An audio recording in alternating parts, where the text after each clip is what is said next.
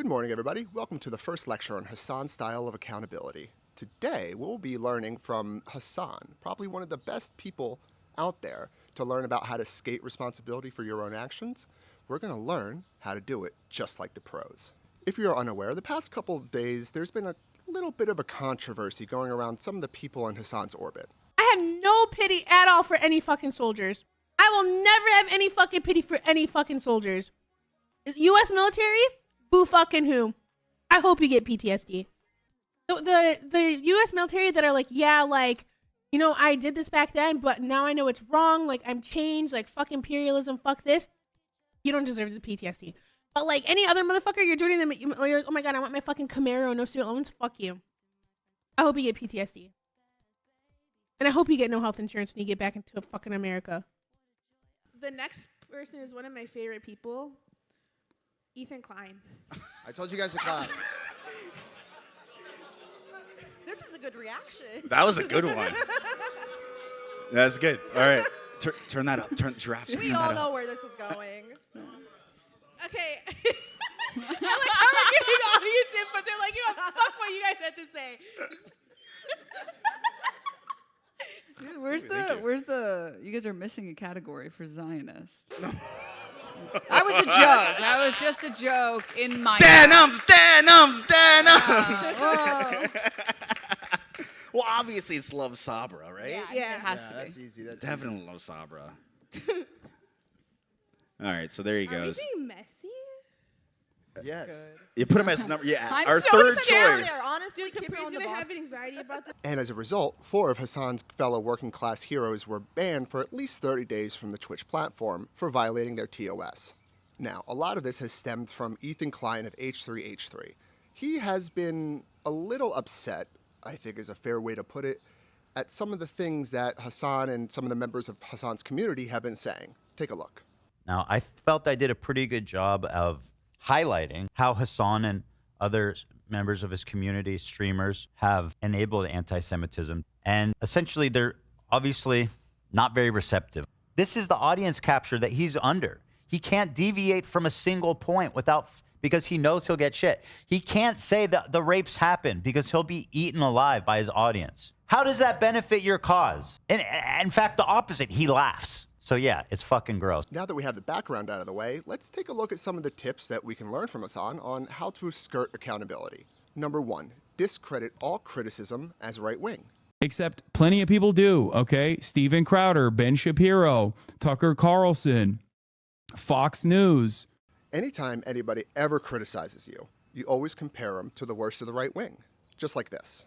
Nobody. There is not a single dissenting voice with his fucking straight up radical, anti-American, anti-Semitic fucking... Bro, I can't believe this man went from dunking on Steven Crowder to saying Steven Crowder ass shit. He's anti-American, radical anti-American. Remember, any pushback is right-wing pushback. That is the number 1 thing we can learn from this lesson. Let's move on to number 2.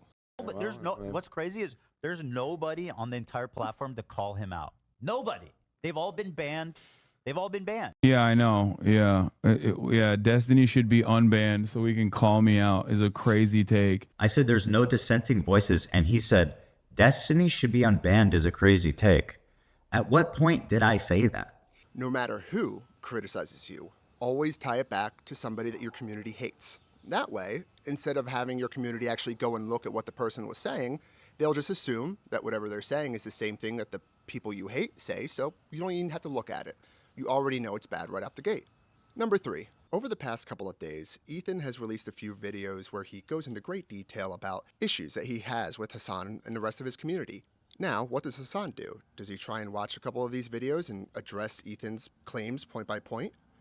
Nah, that would be holding yourself accountable. What does Hasan do instead? He does one of the great things that you can do when you're trying to avoid accountability. You poison the well. He's drilling into his audience brain already, trying to draw this association between Destiny, knowing that his fan base hates Destiny, as a way to poison the well against me. There has been no... I've mentioned Destiny on my channel over the last 10 years, maybe once. I don't recognize Ethan any longer. I'll be honest. Like who would call me out? Like right-wing shitheads? Like, what do you mean? Now, the reason that you do this is because if your audience believes that whoever is criticizing you is a bad person, let's say you try and compare him to, I don't know, let's say Steven Crowder or Ben Shapiro. Now, I don't know why I picked those names out, but whatever. Now, if your audience thinks that the person that's criticizing you has basically the same opinions as people that they already hate, now they're not going to go and look it up themselves. Why would they go and look at videos of Ethan saying bad things about Hasan if they think that Ethan's basically spouting Steven Crowder or Ben Shapiro talking points? Once again, this is a crazy amount of well poisoning, and it's so disingenuous and it's so bad faith.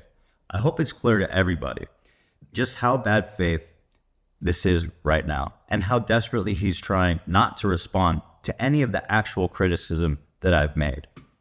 It's a very good way to make sure that your audience doesn't check for themselves what the person criticizing you is saying. Remember, what your audience doesn't know can't hurt you, and that's what's most important. Number 4, if you're receiving any criticism, don't forget to tie it back to something much bigger, like this. Because I think it's utterly irrelevant in the grander point that Israel is committing a fucking genocide, that Israel is an apartheid state. And I think it's like very selfish to have a conversation about my radical anti-American views over and over again. That's right. If anybody criticizes you and you don't like the criticism, just say, why are you doing this? There's something terrible going on somewhere else in the world. Why are we focusing on this?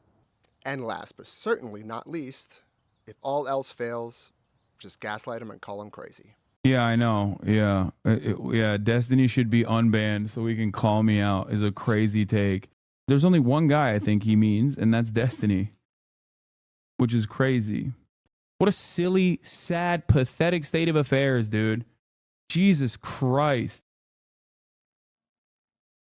It makes me so fucking sad. That's so crazy. That's the craziest part. Like, how do you not recognize that these people who fucking call for your death and have said horrifying shit about you over and over again, now you are aligned with, now you're reposting fucking Keemstar and shit. That is a terribly bad faith recounting.